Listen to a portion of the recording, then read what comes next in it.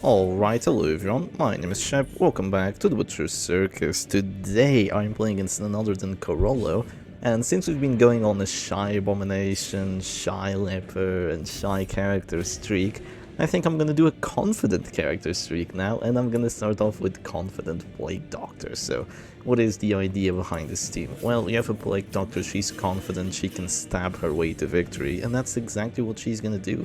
She's gonna use her Incision, she's gonna use her Amputation Saw, she's gonna use an Eagle Eye Talisman, and she's gonna go absolutely ham on these frontliners. Now, to make sure that she's, having a good time here and not getting abused by my opponents, I have brought an Arbalist so I could potentially flare. It's probably not going to help too much, because even if she gets stunned, she loses like a third of her HP, and then I flare, and then she gets stunned again, loses another third of her max HP, and yeah, you see where I'm going with this, but thankfully I'm not playing against any stuns, so I don't have to worry too much about that, and I can instead move on to part 2 of my plan, which is bleeding my opponents with the Abomination's Shattered Padlock.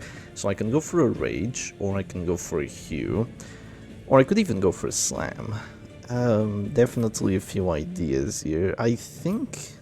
yeah, it's just that he has Riposte. Okay, thankfully there's a dodge though. With no accuracy trinkets and no Vendetta up yet, I feel relatively confident just going for this Highman. And now he has Bleed on him. I really don't feel confident going for the Shieldbreaker because she has Serpent Sway and a Healer Arbalist. Like, it just feels horrible to play into. Thankfully the lunge gets like a mid-roll, so I'm very glad about that, but the problem is that now the Plague Doctor can't actually do her thing. She can't actually stab the character that's already bleeding and make use of the extra accuracy versus bleeding that the Amputation Saw has. But fear not, she has Emboldening Vapors, so even if you don't allow her to get her stab off immediately, she's just going to buff herself up and she's going to hurt you even harder the next turn. Hopefully I get a lot of value from it. I just get infinite amounts of accuracy, and well, not infinite of course, but with Battle Ballad, 2 Emboldening Vapors, the Amputation Saw and the Eagle Eye Talisman, even 85 accuracy starts feeling like a lot. So yeah, right now I'm in a weird spot here with my Arbalist because I'm likely going to drop. But before that happens, I get to just do this. Of course there's going to be a crit repulse, but he was already at this store, so doesn't hurt quite as much. My Arbalist has Piercing Quarrel, Eagle Eye Talisman, by the way. So the idea with the Abomination in position 2 is that if you were to get pushed by like a Bounty Hunter with an uppercut, or that sucks, but a Bounty Hunter with uppercut or an Abomination with a slam, I could just go ahead and pretty much... please work. Yes! There we go, that's very good. Yeah, I could pretty much just use Bola with my Piercing Quarrel, Eagle Eye Talisman, Arbalist, do a crap ton of damage to the enemy frontliners, because this ability does way too much damage, and then my Abomination would be back in positions 3 where he could actually be useful, right? At least that was the plan, that was the hope, that was the dream, but thankfully I haven't been pushed. My Abomination has just had free reign to go ahead and drop his Rages. Maybe I should have buffed up his damage, and not the Plague Doctor's damage, but I'm not too sure about it. Oh, if you want to do that, I'm gonna drop a Finale here. I don't care. I couldn't care less. If you want to do that, it's the immediate Finale. I'm not even going to think twice about it. If you want to pull me to position 1, I do not think twice. I go for the death blow. You no longer have a finisher character, you don't have Vendetta, you don't have anything of the like, so I'm pretty confident my Jesser won't die immediately. Okay, he actually didn't die immediately. That would have made a pretty funny moment. Unfortunately, he didn't die immediately.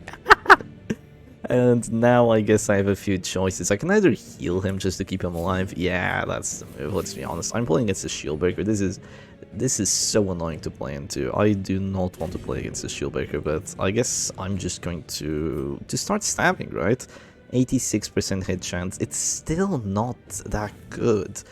It's decent, but it's still not that good. I guess I'm gonna buff up my accuracy again. Yeah, I do not want to whiff. I'll just give myself the maximum amount of damage possible. I currently have plus 90% damage from my Incision, so it should be hurting. Yeah, it should be hurting. There's no protection on their side either, so This should be really good once I actually get that incision. It would be really nice to see a crit incision as well, but I'll have to be a bit of a doubter and expect that not to work. So they go for a Pierce because Pierce reaches position 4, and they are gonna make me abusive. I'm starting to doubt whether or not I should heal him, but I'll use one more turn to heal him. If they drop panic darts, I'm not going to heal him again, because then he's just gonna have too much stress. He's gonna die to just panic darts or something. Yeah, if they shoot him here, yeah, I mean, if they shoot him here, I can't heal him anymore, obviously. He's not in a position to be healed if they shoot him. But, yeah, there's a crit. I think a panic darts here is a kill, regardless of them getting the death sword check or not, so, yeah, goodbye. You were good while you lasted, little Jesser. You did an okay-ish job. I think I'm just going to drop another rage here, right? My damage buff is going to go away soon. Ow, my accuracy sucks, though. Well, my rake accuracy is a bit better, so let's go for it. And it tickles. 8 and 9 damage, that's an absolute tickle. But it's okay, now there's no way I miss. I have 60 accuracy here, yeah, that's whack. An extra 60 accuracy, I have almost finale numbers. They do, just enough stress, dude. Do they have a stress trinket? Yeah, they did. That's why they did enough. I'm doing 12 to 21, I do 13. That's so underwhelming. You know, 12 to 21 is the damage the Arbol just does by existing. She does 10 to 19 without a damage trinket, right? I'm doing 12 to 21. With just a piercing coil, she's doing 11 to 20. And I've had to buff myself up with Moldening Vapors twice. I've had to bring 2 damage trinkets, and I'm still doing pretty much the same damage an Arbos can do, except I only reach position 2. So, are you hindering yourself by playing the Confident Plague Doctor? For sure. There's good Confident Plague Doctors that you just put her in position 2 and she like Noxious Blasts and Emboldening Vapors and stuff. But this Confident Plague Doctor, nah, do not play her. This feels horrid. This feels absolutely horrid is all I'm gonna say. I think the move here is actually gonna be the Transform Stun on the Grave Robber. It's gonna get rid of one of their actions, and I might as well do it while I can, right? Let's do this. She's bleeding down to 0, so my opponent is forced to either click and risk a death blow, or heal, but then I'll just shoot and go for the death blow regardless. I'll probably shoot because the sniper shot's still doing more damage, question mark. I'm not entirely sure here. I am not entirely sure. The biggest problem I have right now is that... Nah, I'm going to stab here. Yeah, let's go ahead and do the stab. 12 to 21. Yeah, that's a ton of damage. And then I'm just going to bola for the potential double damage and potential knockback. I think this is going to be the move. Yeah, this is definitely the move. Let's just do that. 25, we don't get it, unfortunate, but we do get the knockback, so no more healing for this silly little Arbalest. You also don't have your Battlefield Medicine if you play a Confident Plague Doctor. Battlefield Medicine is really freaking good. If you're not getting disrupted, of course, in this matchup it would be useless. It's funny, because in my opponent, instead of pulling the Plague Doctor, I mean, she's already in position 1, so my biggest counter is no longer my counter. I've already put myself in the worst spot for her, so do I really care? Not really. They're gonna go for the puncture on me. That's a solid move. The reason they did it is so I wouldn't be able to hit the Grave Robber, but sadly they don't get the 50-50 pull, so I get to just go for a sniper shot here, which doesn't get the death blow, but it's a-okay.